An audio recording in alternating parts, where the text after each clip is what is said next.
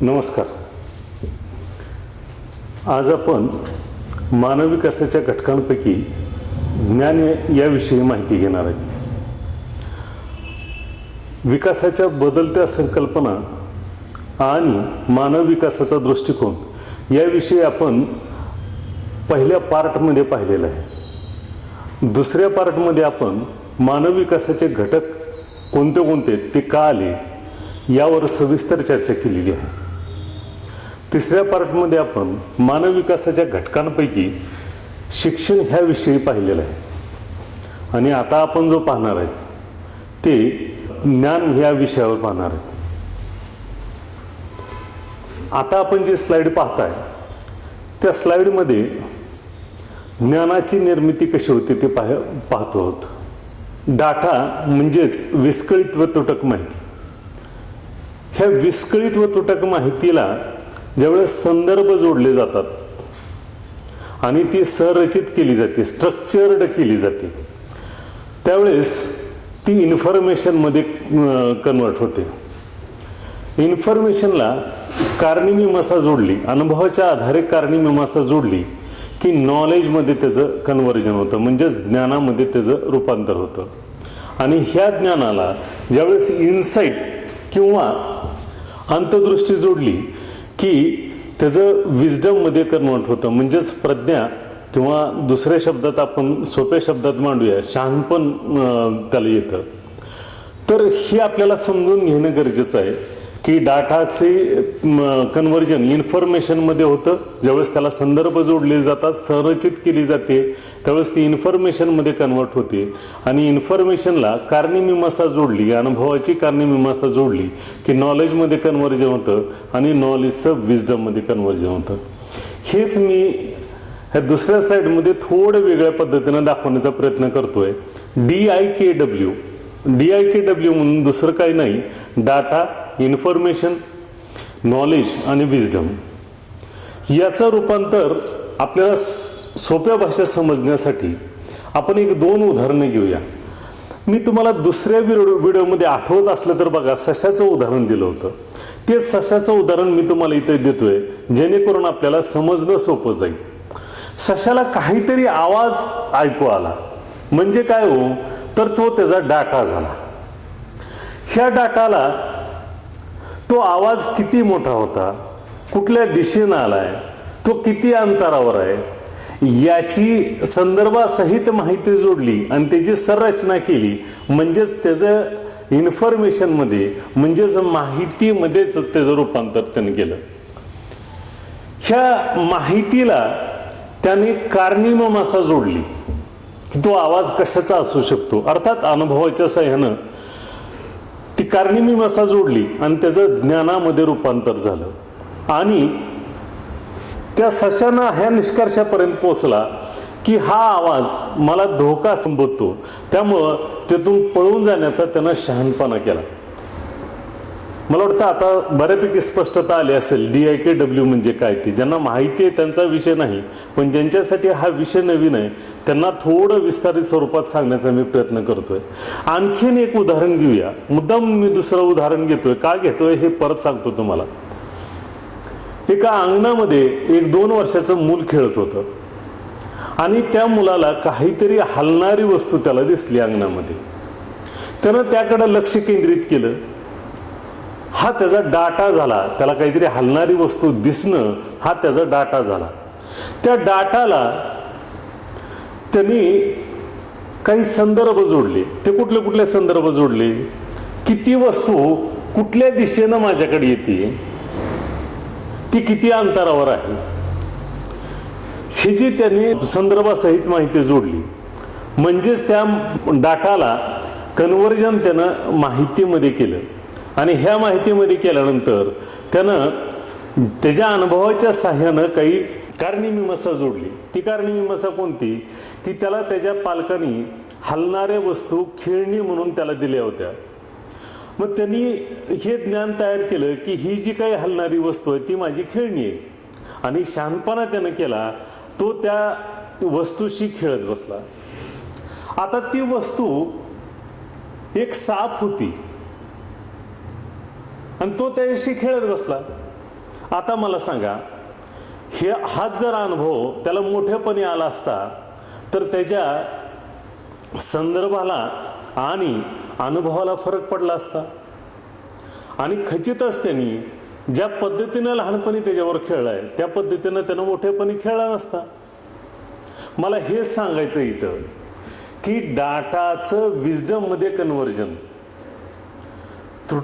विस्कळीत माहितीचं शहाणपणामध्ये जे काही रूपांतर होतं ते जर चुकीच्या पद्धतीने झालं तर तो शहाणपणा सुद्धा चुकीचा येऊ शकतो.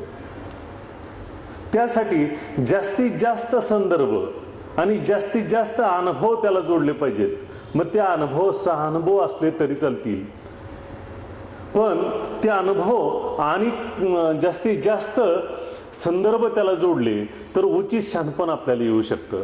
हेच मला सांगायचं. ह्या दोन उदाहरणातून मला वाटतं DIKW तुम्हाला बऱ्यापैकी स्पष्ट झाले असेल. आणखीन जर ह्या DIKW विषयी तुम्हाला माहिती हवी असेल तर तुमच्या इंटरनेटवर जाऊन तुम्ही सहजपणे DIKW फक्त टाईप करा. तुम्हाला N नंबर ऑफ DIKW चे पूर्ण माहिती तुम्हाला मिळू शकेल. आता यानंतर जाऊया की मानव विकासामध्ये ज्ञानाचे महत्त्व काय ते. पहिला मुद्दा येतो आरोग्यासाठी महत्त्व आहे. आरोग्यासाठी ज्ञानाची गरज आहे. का ज्ञानाची गरज आहे? त्याला स्वच्छता, त्यानंतर व्यायाम, सकस आहार आणि रोग प्रतिबंधात्मक जे ज्ञान हवं आहे त्याला ते असणं आवश्यक आहे आरोग्यासाठी. तरच आपण आरोग्य चांगलं सांभाळू शकतो. त्यानंतर शिक्षणासाठी सुद्धा ज्ञानाचा उपयोग होतो. शिक्षणासाठी कसा ज्ञानाचा उपयोग होतो? कुठे शिक्षण घ्यायचंय, किती शिक्षण घ्यायचंय, कुठपर्यंत शिक्षण घ्यायचंय, कसलं शिक्षण घ्यायचंय आणि त्या शिक्षणासाठी आवश्यक असलेले जे काही पायाभूत सुविधा आहेत त्या कशा उपलब्ध करायच्या हे शिक्षणासाठी आवश्यक आहे. हे ज्ञान शिक्षणासाठी आवश्यक आहे. उत्पन्नासाठीचे ज्ञान. उत्पन्नासाठीचे ज्ञान कोणतं आहे की मला संधी कुठले कुठले आहेत, उत्पन्न करण्यासाठी मला संधी कुठले कुठले आहेत. ह्यासाठी उदाहरण म्हणून आपण पाहूया ते म्हणजे मार्केटचं नॉलेज मला पाहिजे. मार्केटचं नॉलेज मला पाहिजे आणि एकदा संधी मला कळाली की इथं संधी आहे मला उत्पन्नाची, ही संधी कळाल्यानंतर त्या संधीचं आपल्याला रूपांतर प्रत्यक्ष उपभोगासाठी करायचं असेल, उत्पन्न वाढीसाठी करायचं असेल तर आपल्याला एंटरप्रेन्योरशिप म्हणजेच उद्योजकतेचे ज्ञान हवंय. त्यानंतर आपल्याला टेक्नॉलॉजीची गरज आहे. नॉलेज ऑफ टेक्नॉलॉजी ती सुद्धा आवश्यक आहे. त्यानंतर गुंतवणुकीचे ज्ञान आले. गुंतवणुकीचे ज्ञान हे सगळ्या गोष्टी मला उत्पन्नासाठी हवे आहेत. त्यानंतर सहभागासाठीचे ज्ञान. सहभागासाठीचे ज्ञान का हवं आहे मला? माझी क्षमता काय ही मला ओळखता आली पाहिजे. आणि मला एकदा माझी क्षमता ओळखता आली की दुसरा मुद्दा येतो तो म्हणजे मला ज्ञान कुठलं हवं आहे तर माझ्या कर्तव्याचं ज्ञान हवं आहे, माझ्या अधिकाराचं ज्ञान हवं आहे. मला अधिकार कोणते कोणते आहेत हे मला लक्षात आलं पाहिजे. त्यानंतर सांस्कृतिक, त्यानंतर राजकीय, त्यानंतर सामाजिक, आर्थिक, तर त्यासाठी मला वास्तविकतेचे ज्ञान हवं आहे. त्यानंतर मला अभिसरणाचे सुद्धा ज्ञान हवं आहे सहभागासाठी. अभिसरण, सोशल मोबिलायझेशन ह्यासाठी सुद्धा मला सहभाग घेण्यासाठी ज्ञान आवश्यक आहे. तर मानव विकासामध्ये आरोग्य, शिक्षण, उत्पन्न व सहभाग यासाठी मला ज्ञान आवश्यक आहे. आता बघूया अर्थव्यवस्था आणि ज्ञान याचा कसा संबंध जोडला जातो ते बघूया आपण. पूर्वीच्या काळी कृषी अर्थव्यवस्था होती. कृषी अर्थव्यवस्था कधी होती तर त्याला आपण औद्योगिकरणापूर्वीचा काळ संबोधतो. औद्योगिकरणापूर्वीचा काळ त्यावेळेस कृषी अर्थव्यवस्था होती आणि जमीन आधारित ही अर्थव्यवस्था होती. ज्याच्याकडे जमीन जास्त, कसण्यायोग्य जमीन जास्त, तो जास्त सामर्थ्यवान होता. ह्या अर्थव्यवस्थेमध्ये मजूर भरपूर लागायची, भांडवल भरपूर लागायचं, पण मर्यादित उत्पन्न निघत होतं. त्यानंतरचा काळ ज्याला आपण म्हणतो इंडस्ट्रियल एरा हा 1750 ते 1850 चा काळ गृहीत धरला जातो. ह्या औद्योगिकरणाच्या व्यवस्थेमध्ये औद्योगिक व्यवस्था जी भांडवल आधारित होती ती, त्याच्यामुळं ज्याच्याकडे भांडवल जास्त तो जास्त सामर्थ्यवान होता. यामध्ये काय झालं तर यामध्ये मजूर कमी लागायला लागले, भांडवल जास्त लागायला लागलं, पण उत्पन्न मात्र बऱ्यापैकी वाढलं. आता त्यानंतरचा जो काळ आहे, पोस्ट इंडस्ट्रियल एरा ज्याला आपण म्हणूया, औद्योगिकरणानंतरचा काळ असा आपण म्हणूया, तर ही आजची व्यवस्था आहे आणि ही ज्ञान आधारित आहे. ह्या व्यवस्थेमध्ये भांडवल कमी लागतं, मजूर कमी लागतात, उत्पन्न मात्र प्रचंड प्रमाणात वाढलं आणि त्या कारणानं सेवा क्षेत्राला जास्त महत्त्व प्राप्त झालं. आता ज्ञान आधारित ही अर्थव्यवस्था आहे, हे थोडं समजून घेण्यासाठी आपल्याला आणखीन थोडं डिटेल जावं लागेल की किती स्पीड आहे याची.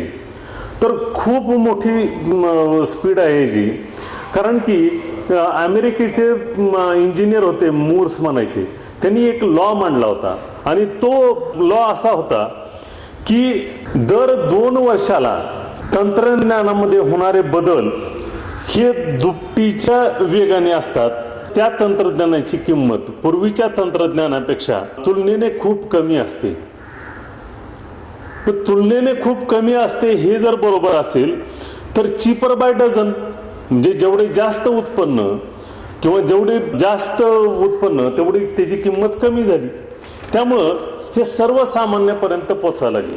आता ह्या मूर्स लॉला सुद्धा चॅलेंज दिलं जातं, कारण की असं म्हणलं जातं की दर वर्षाला प्रत्येक वर्षी हा तंत्रज्ञानाचा वेग हा दुपटीचा होतोय आणि त्याच्यामध्ये गेल्या 5 वर्षामध्ये खूप ड्रास्टिक चेंजेस झालेले आहेत. आणि विशेषतः आर्टिफिशियल इंटेलिजन्स, ह्या आर्टिफिशियल इंटेलिजन्समुळं टेक्नॉलॉजीमध्ये खूप मोठा फरक झाला.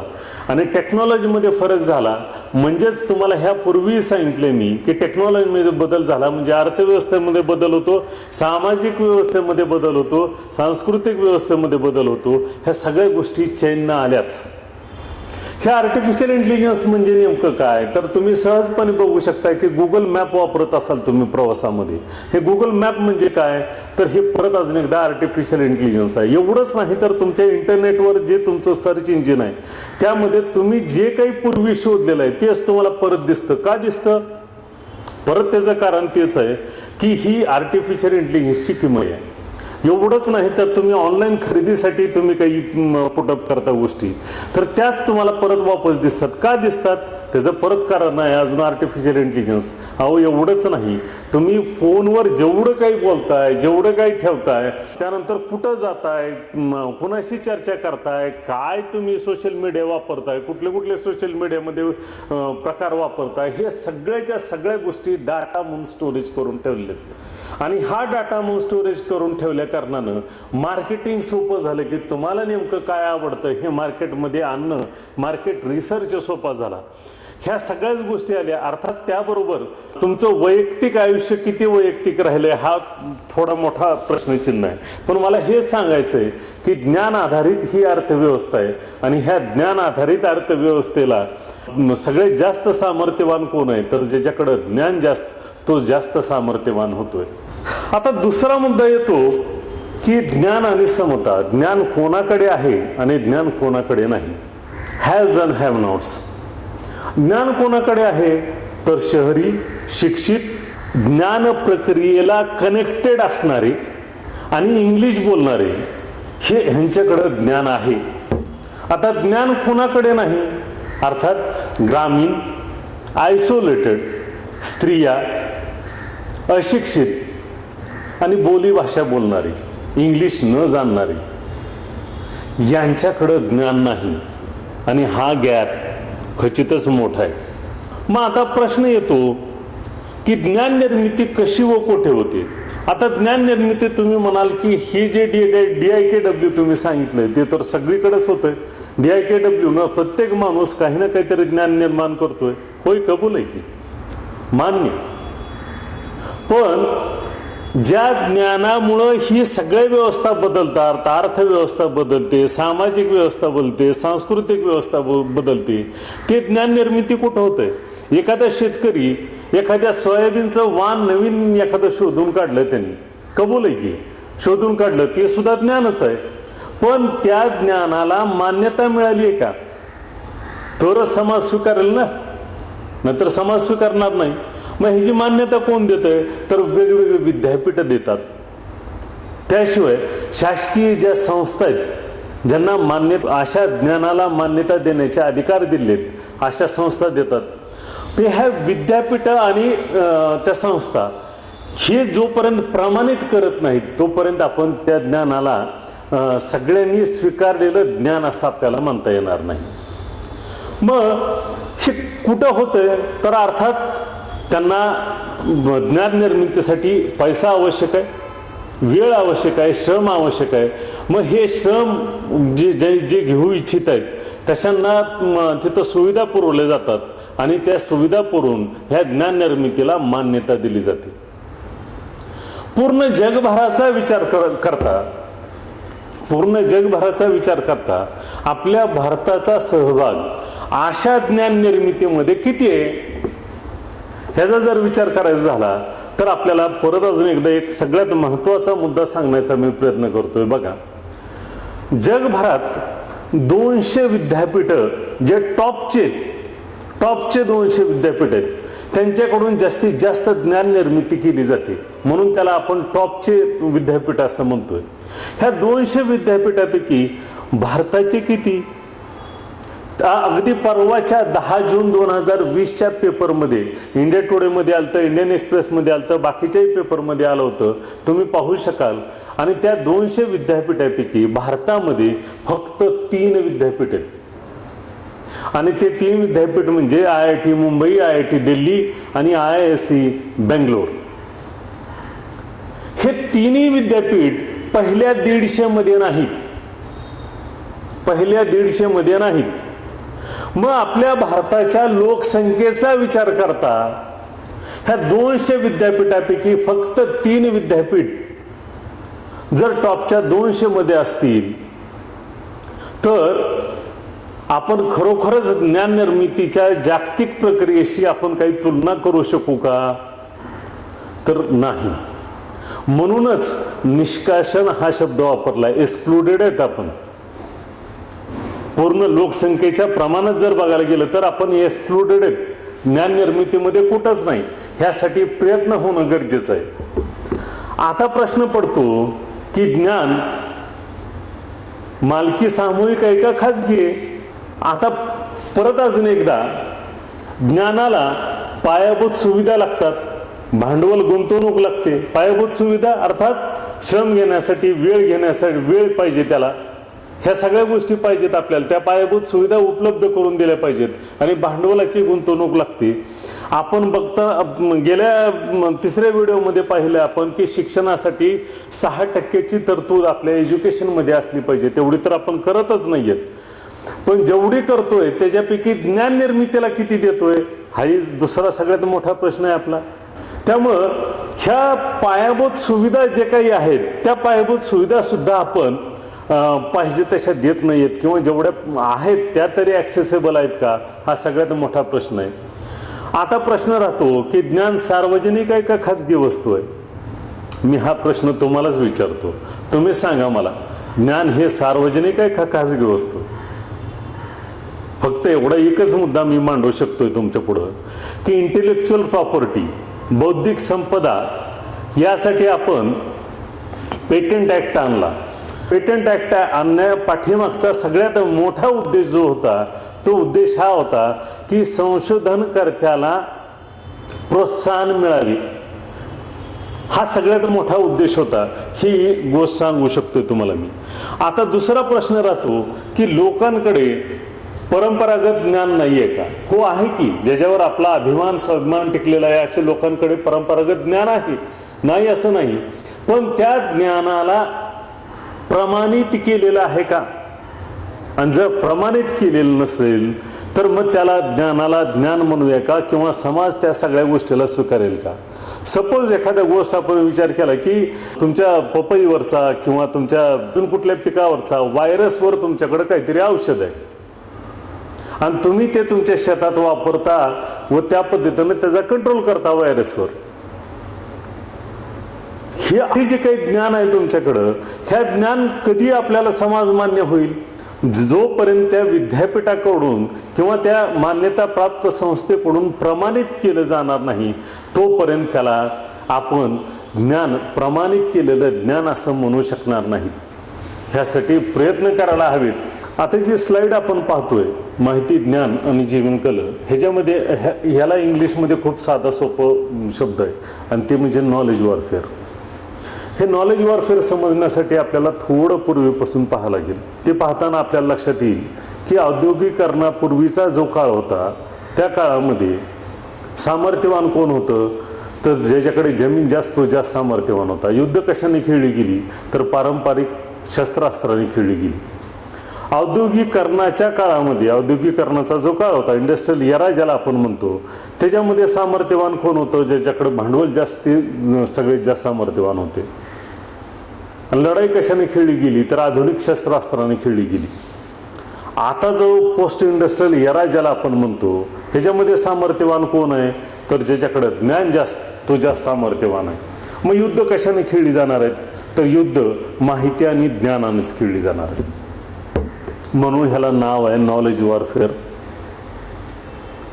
हे नॉलेज वॉरफेअर समजून घेण्यासाठी आपल्याला जावं लागेल ते दुसऱ्या गोष्टीकडं. तुम्ही डिजिटल क्रांती झाली आणि डिजिटल क्रांतीमुळे माहिती भरपूर उपलब्ध झाली.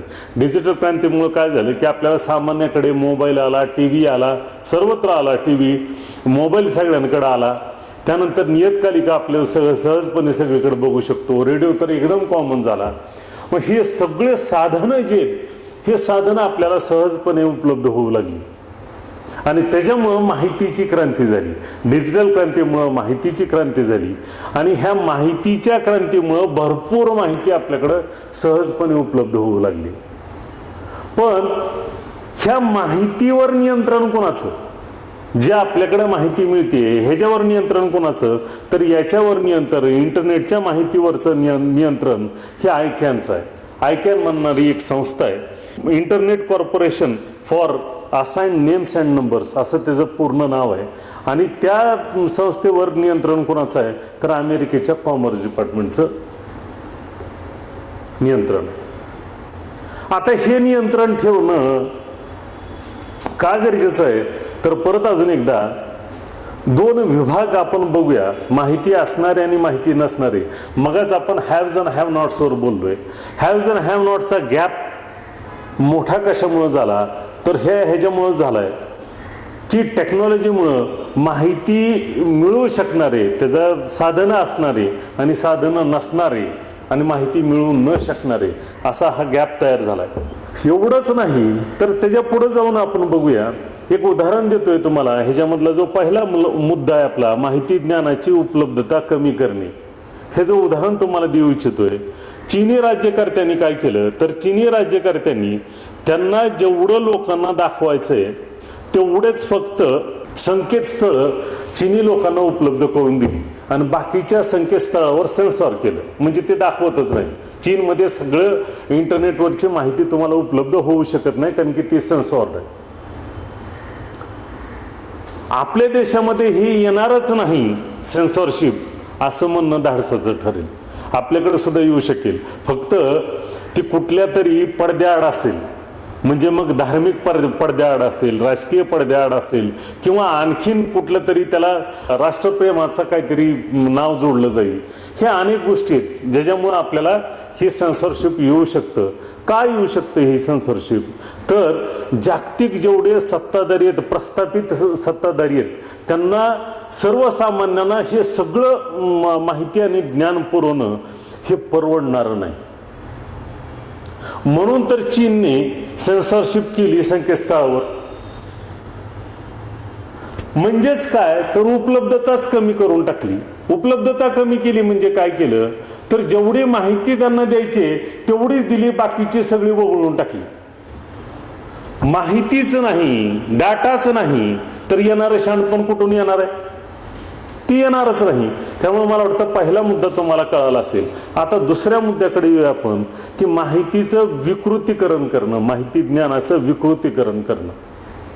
महाराष्ट्राच्या लोकांना माहिती ज्ञानाचं विकृतीकरण करणं सांगणं खूप सोपं आहे. सहज बोलताना आपण म्हणतो काय धचा मा केलाय राव, धचा मा आठवतंय ना?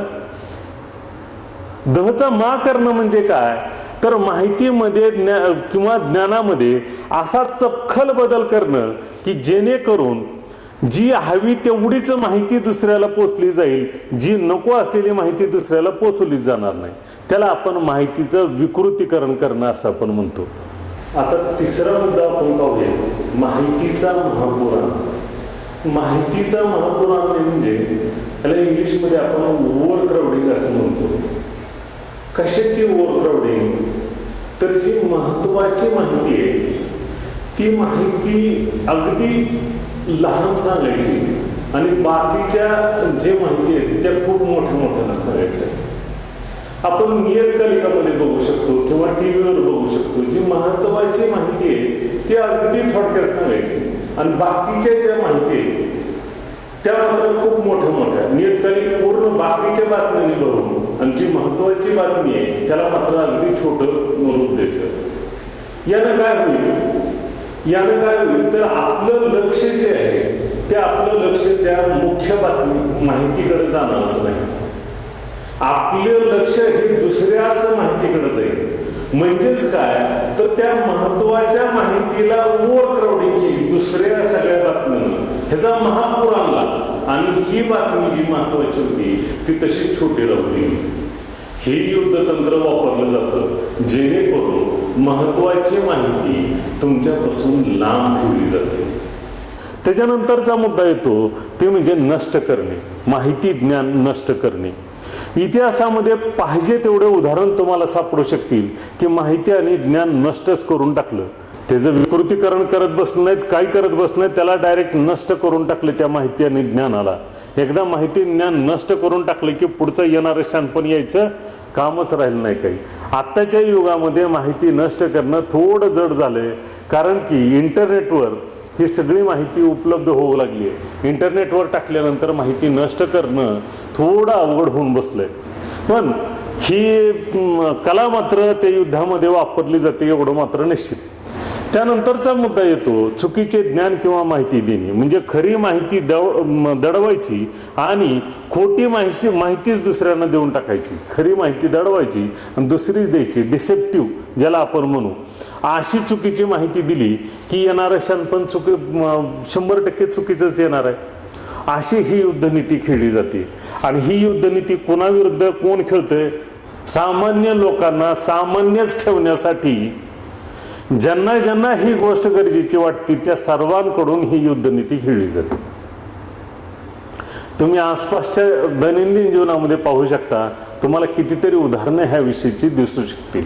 आता प्रश्न असा राहतो की हा जो नॉलेज गॅप आहे, हा नॉलेज गॅप भरून कसा काढायचा. हा नॉलेज गॅप भरून काढण्यासाठी सगळ्यात महत्त्वाची भूमिका असणार आहे ती शिक्षणाची भूमिका असणार आहे. शिक्षणामध्ये सायंटिफिक, टेक्निकल आणि मॅनेजमेंट ह्या शास्त्राचा अंतर्भाव असणं अत्यंत गरजेचं आहे. त्याशिवाय आजच्या युगाला आपण फेस करू शकणार नाही. तो एक महत्त्वाचा भाग. आणि दुसरा महत्त्वाचा भाग जो शिक्षणाच्या व्हिडिओमध्ये मी तुम्हाला सांगितला होता तो म्हणजे ह्या डाटापासून विजडमपर्यंत जे काही कन्व्हर्जन आहे, हे कन्व्हर्जनाची जी काही कौशल्य आहे ते कौशल्य आत्मसात झालं पाहिजे शिक्षणातून. आठवत असलं तर बघा, मी तुम्हाला म्हणलो होतो की नवीन कशी शिकायची याचं कौशल्य मला आलं पाहिजे. कारण की डाटापासून विजडमपर्यंत इन्फॉर्मेशनचे संदर्भ बदलले की विजडम बदलतं. नॉलेजमध्ये कारणीमीमांसा बदलली की विजडम बदलतं. जेवढे जास्त डाटा कसा गोळा करायचा, त्या डाटाला संदर्भ जास्त कसे जोडायचे आणि त्या संदर्भाला कारणीमीमांसा, अनुभवाची कारणीमीमांसा कशी जोडायची, हे जेवढं जास्त होईल तेवढं येणारं शहाणपण हे विवेकशील कृतीचं होऊ शकेल. हे शिक्षणामध्ये शिकवलं पाहिजे. का हो, ग्रामपंचायतचा विषय नाही का एज्युकेशन, शिक्षण हा विषय ग्रामपंचायतचा आहे ना. मग तुम्ही का आग्रह धरत नाहीत की अशा पद्धतीचं एज्युकेशन आपल्याला पाहिजे म्हणून. तुम्ही तुमच्या गावच्या शिक्षकांबरोबर बसून अशा पद्धतीचं शिक्षण कसं देता येईल याविषयी चर्चा का करत नाहीत? ग्रामपंचायतीनं याकडे लक्ष देणं जास्त गरजेचं आहे. दुसरा मुद्दा येतो भौतिक साधनांची उपलब्धता. ज्ञान निर्मितीसाठी कुठले कुठले भौतिक साधनं लागतात? पहिला मुद्दा श्रम, पैसा, वेळ, ह्या 3 गोष्टी लागतात. आणि त्याशिवाय जी काही ज्ञान निर्मिती झाली आहे त्याला मान्यता लागते, मान्यताप्राप्त विद्यापीठाची किंवा मान्यताप्राप्त संस्थेची. ग्रामपंचायतीनं याकडे लक्ष देता येणार नाही का? आपल्या गावातले असे काही शेतकरी असतात की जे नवीन नवीन प्रयोग करतायत, आहेत, प्रत्येक गावामध्ये आहेत. ते शेतकरी आहेत, काही कारागीर आहेत जे नवीन नवीन प्रयोग करतायत. का हो ग्रामपंचायत त्यांना सपोर्ट करू शकणार नाही का? का हा विषय तुमचा नाहीये? निश्चितच विषय तुमचा येतो. त्यांना सपोर्ट ग्रामपंचायतीने केला पाहिजे आणि मान्यताप्राप्त विद्यापीठाकडून किंवा संस्थेकडून त्या ज्ञान निर्मितीला मान्यता कशी मिळेल याकडे लक्ष दिलं पाहिजे. आणखीन एक मुद्दा येतो की ग्रामपंचायतीनं इंटरनेट, लॅपटॉप किंवा कॉम्प्युटर याची ई लॅब का चालू करू नये? ग्रामपंचायतीची स्वतःची ई लॅब असावी. वाचनालय तर असावंच असावं, त्या वाचनालयाबरोबर ई लॅब असावी, जेणेकरून गावातले विद्यार्थी, शेतकरी, सामान्य माणसं सहजपणे डाटा गोळा करू शकतील इंटरनेटवरचा. असं काही अवघड नाही हो. आता मोबाईल सगळेजण ऑपरेट करतात ना, कारण की ते युजर फ्रेंडली आहेत, वापरणाऱ्याला सोयीचे होईल असे. अगदी अडाणी माणूस सुद्धा मोबाईल ऑपरेट करतोय. तसंच कॉम्प्युटरचं आहे हो, ते सुद्धा युजर फ्रेंडलीच आहे, सहजपणे ते वापरता येतं. उद्या ना काय व्हायचं ते आपल्या शाळेतले सुद्धा कॉम्प्युटर वापरायला चालू करावं. ते सुद्धा वापरायला चालू नाही येत बरेच गावामध्ये, ते तरी वापरायला चालू करा. आणि ग्रामपंचायतीनं ही सगळी सुविधा करणं का गरजेचं आहे? बघा, ह्या कोविड-19च्या पिरियडमध्ये ऑनलाईन सगळे क्लासेस चालू होते आणि ज्यांच्याकडं टीव्ही नाही, मोबाईल नाही, त्या विद्यार्थ्याचं काय झालं हो? का ग्रामपंचायतीनं सुविधा करून द्यायची नव्हती? अहो, तुमच्या वित्त आयोगामध्ये तुम्हाला 25% खर्च हा शिक्षण, आरोग्य आणि उपजीविकेवर करायचा आहे, बंधनकारक आहे तो. मग त्याची पूर्तता तुम्हाला ह्याच्यातून नाही करता येणार? सहजपणे करता येईल, याकडे लक्ष देण्याची गरज आहे. आणखीन तिसरा मुद्दा जो आहे की सार्वजनिक मालमत्ता म्हणून ज्ञानाची उपलब्धता. ज्ञान हे सार्वजनिक आहे, पण जोपर्यंत ज्ञान हे सार्वजनिक होत नाही आणि सार्वजनिक असायला हवं यासाठी मागणी मात्र वारंवार केली पाहिजे. तो तुमचा हक्क आहे, माझा हक्क आहे, आपल्या सर्वांचा हक्क आहे. त्याशिवाय दुसरा मुद्दा येतोय ज्ञानाचे जाळे निर्माण करणे. का ज्ञानाचे जाळे निर्माण करणे? कारण की सगळ्याच गोष्टी एक जण संशोधन नाही करू शकत. कुठला तरी शेतकरी पिकावरच्या रोगाला काहीतरी नियंत्रण करेल, दुसरा कुठला तरी शेतकरी उत्पन्न वाढीसाठी काहीतरी संशोधन करेल, तिसरा शेतकरी अजून जनावराचं दूध दुभतं कसं वाढवता येईल ह्याच्याविषयी संशोधन करेल, चौथा अजून जोडधंद्याविषयी काहीतरी तिसरं संशोधन करेल. ह्या सगळ्यांचे जर जाळे असले तर तर आपली आर्थिक उन्नती सहज होऊ शकते. त्यामुळे हे जाळे आवश्यक आहे. आणि हे जर जाळे आपले विणले गेले अशा पद्धतीनं आर्थिक स्थैर्य कुठंतरी आणू शकू. मार्केटिंगची प्रोसिजर आहे, शेतातला माल मार्केटिंग कसा करायचा ह्याच्यावरही संशोधन होणं गरजेचं आहे. ह्याच्यावर बऱ्याचशा गोष्टी लागणार आहेत. अशा अनेक प्रश्न आहेत. ही जे सगळ्याची जाळी होणं गरजेचं आहे. ह्या उपाय सोडून आणखीन तुम्हाला जर काही उपाय आव्हाने सुचत असतील तर निश्चितपणे तुम्ही ह्याच्यामध्ये करू शकता आणि आपल्या गावाची उन्नती, आर्थिक स्थैर्य कसं मिळू शकेल याविषयी करू शकता आणि ज्ञान निर्मिती आणखीन जोर कसा वाढेल पूर्ण देशभराचा ह्याच्याविषयी प्रयत्न करू शकता. मला वाटतं इथपर्यंतच मी थांबतोय. पण ह्या व्हिडिओसाठी अजून एकदा मी माझ्या त्या 2 गुरूचं स्मरण करतो, त्यांच्यामुळेच हे मला शक्य झालंय. शंतनू खानविलकर माझे मित्र आहेत, त्यांचं सहकार्य मिळालं, माझे सहकारी यमगर सर यांचं सहकार्य मिळालं आणि त्याशिवाय लोकसत्तामध्ये रवी आमनेंचे लेख मला उदाहरणासाठी खूप त्यांचा उपयोग झाला. ह्या सर्वांचे मी आभार मानतो आणि इथंच थांबतो. धन्यवाद.